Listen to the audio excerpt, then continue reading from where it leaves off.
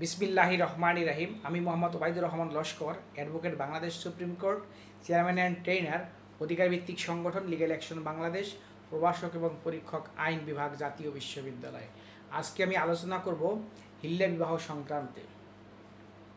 হিল্লা বিবাহ কী এবং বিদ্যমান আইনের সাথে এই বিবাহের যে সাংঘর্ষিক সেই বিষয় সংক্রান্তে আজকে আমি আলোকপাত করব।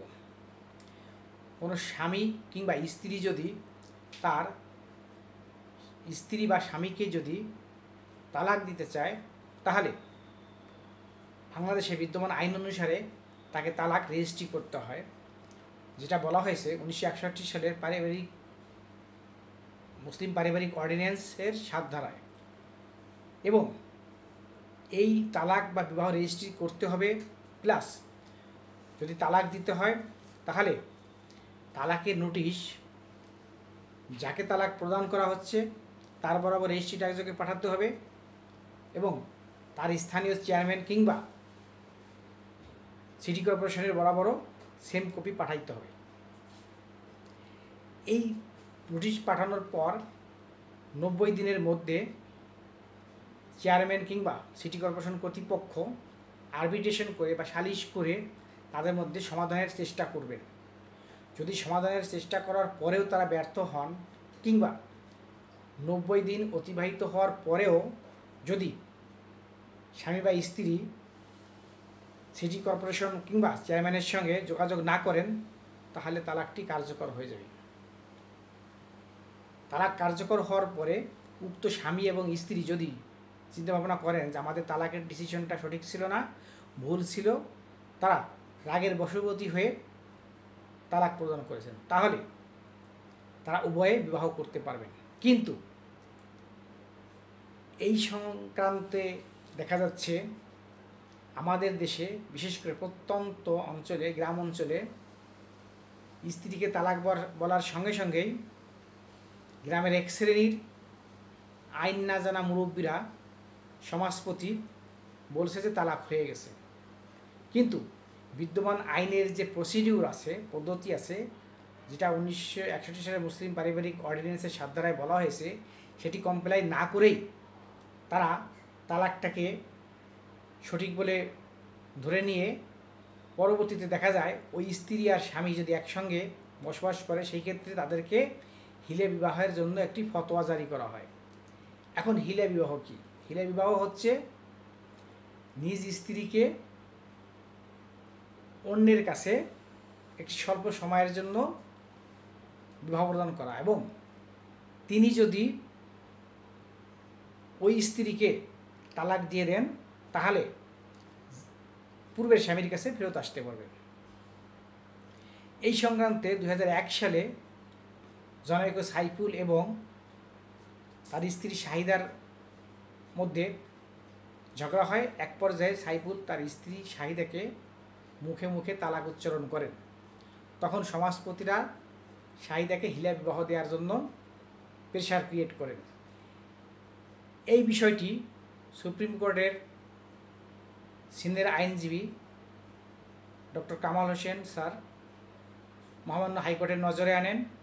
মহামান্য হাইকোর্ট এই বিষয় সংক্রান্তে শোনার জন্য অ্যামিকাস কিউরি বা আদালতের বন্ধু নিয়োগ করেন, যারা আদালতকে সহায়তা করেন।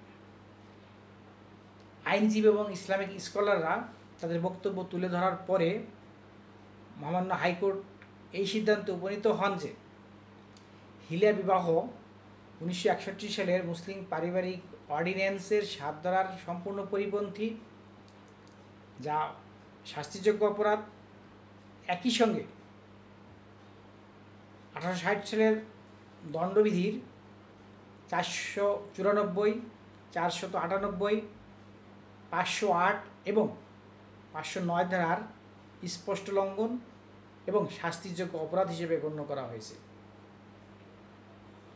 সুতরাং প্রচলিত যে হিলা বিবাহের কালচার বাংলাদেশে এখনও প্রত্যন্ত গ্রাম অঞ্চলে মাঝে মধ্যে শোনা যায়, এটি একটি অবৈধ, বেআইনি, শরিয়ত পরিপন্থী, ইসলাম পরিপন্থী কামনা বাসনাকে চরিতার্থ করার একটি কৌশল মাত্র, এবং অবৈধ জিনা বা ব্যভিচারটাকে